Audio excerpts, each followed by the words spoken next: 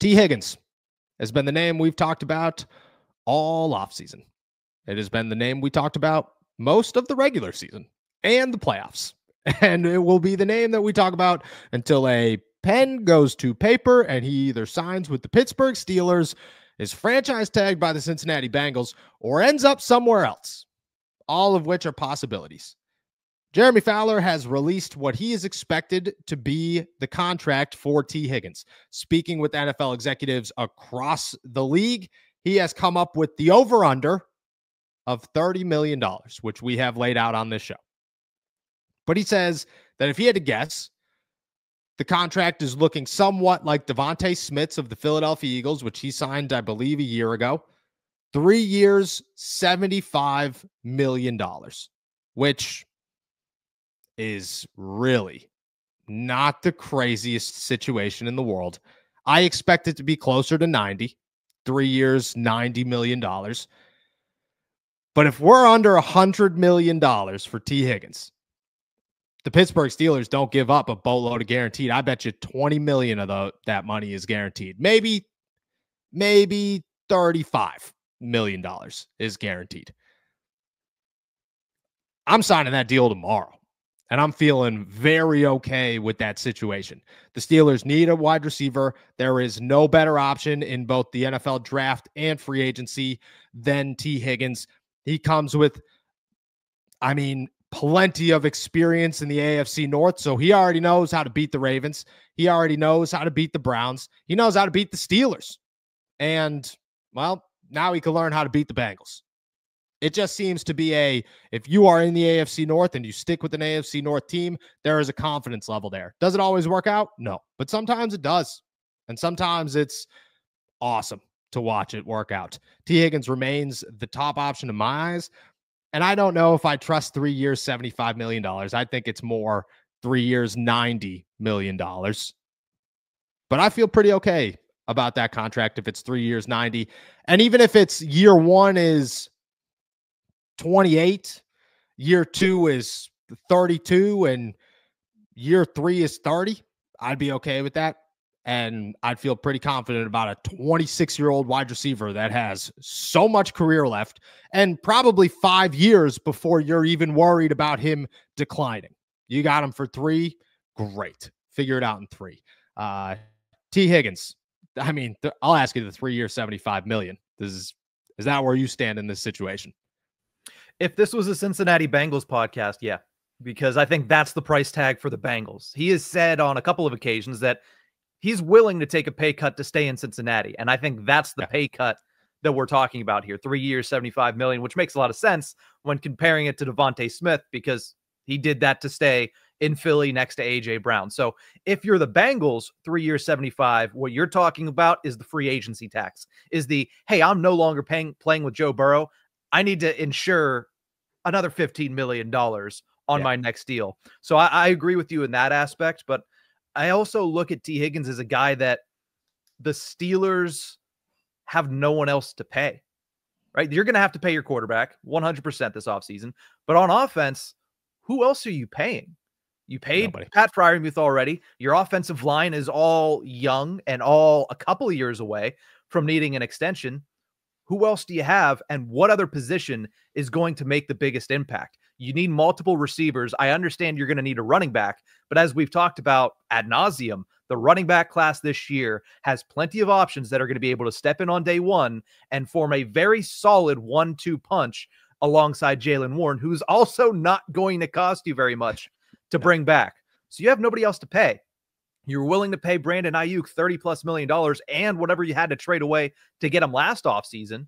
Why wouldn't you be willing to go there and maybe even a little bit higher to ensure that you actually secure a capable wide receiver in this year's free agency class? So 3 years, 75 to me is a pipe dream unless your name is the Cincinnati Bengals. 3 years, 90 makes a lot of sense. But again, I think if you're the Steelers, you're going to be a little bit more desperate knowing that you went through all of last year and came away with Mike Williams, who was decent, but not utilized and not trusted enough by the offensive staff. I think you go out and you pay a little bit more than what the going rate would be for most other teams. Yeah, and I agree with that. But I agree with that. I think if you're the Steelers, you're willing to budge, and it works out. Like people will say, well, they were only offering Ayuk $27 million a year, that's what I was told too. They weren't going 30. It was $27 million, $28 million max.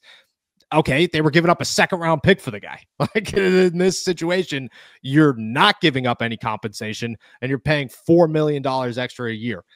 That's okay. You're okay in that situation. I also think that just like the Justin Fields situation, T. Higgins is going to have a boatload of options, but at some point you have to weigh what are you looking for? Are you looking for $31 million a year, an extra $1 million, an extra $2 million a year to go play for the Patriots, to go play for the Titans, to go play for, unless the Chiefs offer you $30 million, which they could offer you 25, and I'm going to the Chiefs every single time.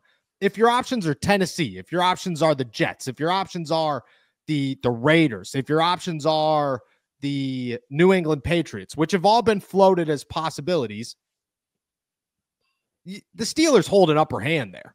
Super Bowl 59 is right around the corner, and it's the perfect time to get in on the action with my partners at DraftKings Sportsbook.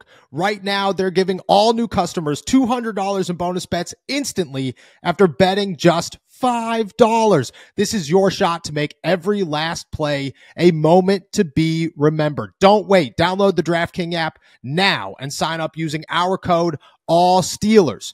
The crown is yours. Stay in on the action and use your $200 in bonus bets on DraftKings same game parlays for a shot at an even bigger payout. Combine multiple bets together from the same game. I do it all the time. Love the thrill of live betting? DraftKings has got you covered. Bet live on in-progress games right as they happen, making watching the game that much more exciting. If sports betting is not yet available in your state, don't worry. You can still join in on all the fun with DraftKings Daily Fantasy and have the shot to win cash prizes. Download the DraftKings Sportsbook app now. New customers use my promo code ALLSteelers and bet just $5 on any wager and get $200 in bonus bets instantly. That's promo code ALLSteelers. Only at DraftKings Sportsbook.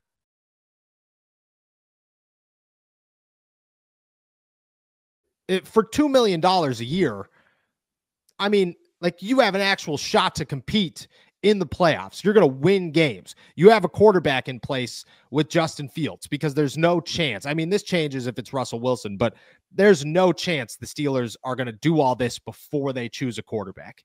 That will be priority one.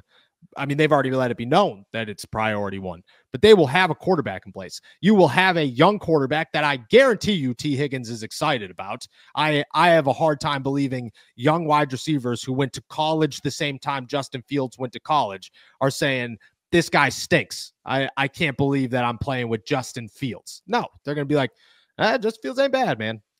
Justin Fields ain't bad. He's pretty good. I think that there's also that luxury of being the Steelers where should you be willing to overpay for T. Higgins? Certainly.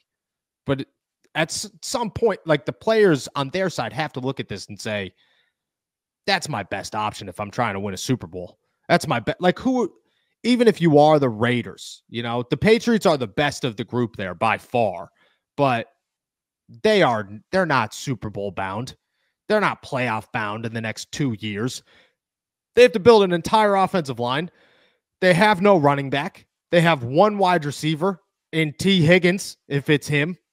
They have 7 tight ends that are all over the age of 30, and their defense is literally non-existent outside of Keon White, who has made it known he doesn't know if he's coming back, and Christian Gonzalez. That is your entire defense. It just feels like it's just a gap. There's a gap between now, you could get the Mahomes calling you. You can get the Ravens calling you. You could get these teams that are saying, we'll pay 27. At that point, you've lost. The Steelers have lost. But if it's you and a bunch of bad teams,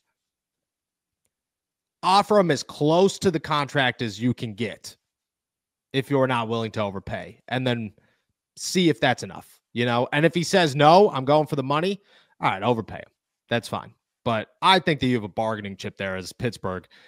just because there are no good options out there. And we've seen it in the past where wide receivers have gone to bad teams, and then a year in, 2 years in, they're going, all right, trade me. I got to go somewhere good. I got to go somewhere good. I can't be here any longer with this really bad team. That's just, it happens constantly. I would imagine it happens again. So I agree with you. I'm overpaying for T. Higgins, but my first bargain is, hey, I'll give you 30 million. If the Patriots are offering you 32, I'll give you 30 million. And you could come to us and actually try to win, because in 3 years, that window just opened for the Patriots. Got it. Yeah. That argument is simply, you can go to a bad team and be on a bad team. You can go to a good team and make less money. You can come to a mediocre team in Pittsburgh and make them an elite team and get paid more money. Like that is your, if you're Omar Khan, that's your pitch. You're like, hey, you can go to a bad team, they're going to suck.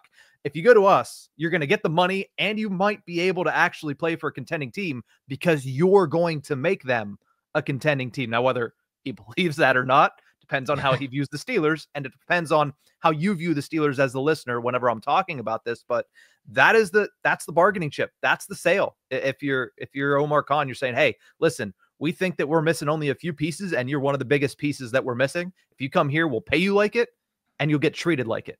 If you go somewhere else, I mean, Kansas City has kind of made sure that they're just going to be the island of misfit toys and wide receiver, and it works, right? They brought in Rashee Rice. He's the future. Okay, well, things happen. That's fine. Xavier Worthy is now the future. They're just going to recycle through. Hey, Juju's going to be great in this game, going to disappear for 9 weeks, but that's all right because DeAndre Hopkins is going to come in, or Hollywood Brown's going to come in. They don't need a star receiver. So I think that's your selling point. If you're Omar Khan, is like, listen, we're a mediocre team that needs a good receiver to become closer to being an elite team. You could be that guy and still get paid for it. Exactly. Perfect middle ground with some upside. And I just think it works out well for the Steelers if they're willing to pay, which they are.